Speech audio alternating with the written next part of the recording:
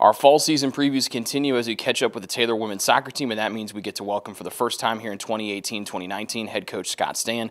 Coach, how was the summer for you, and what's it been like getting to coach the girls these first few days of early camp?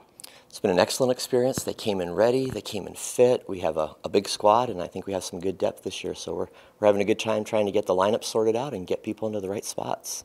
Some of the obstacles you've had to face here in the first few days of camp are some really bad weather conditions outside, a lot of thunderstorms, but it hasn't canceled practice because of the Kessler Student Activity Center. What's it like to be able to continue to have practice even though you might not be able to be outside on one of the fields?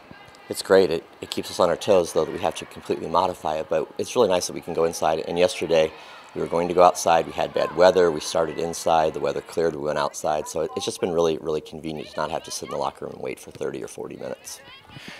You're missing two big pieces from last year's team in Nikki Zano and Megan Kammer, particularly on the offensive end. How do you try to replace their production both from goal scoring and setting up their teammates?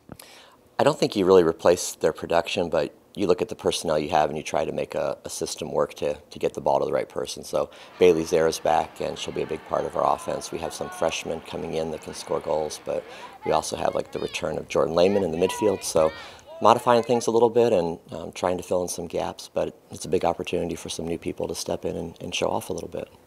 One of the strengths of their team is definitely on the defensive side of the ball. You bring back all of your starting defenders, all of your main rotation defenders as well, and you also bring back all three goalkeepers from a season ago. How does that help practice here early on, knowing that you have so much depth and experience depth there on the defensive side?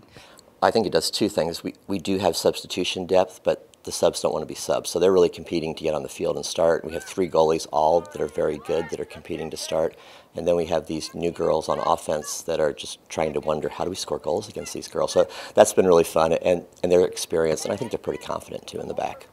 You get to start off the season at home, but it's against the third-ranked team in the country. How does it help you for when the league season rolls around here in a few short weeks? Part of the reason to schedule a team that hard is you want to play them early before they're really, really in a rhythm.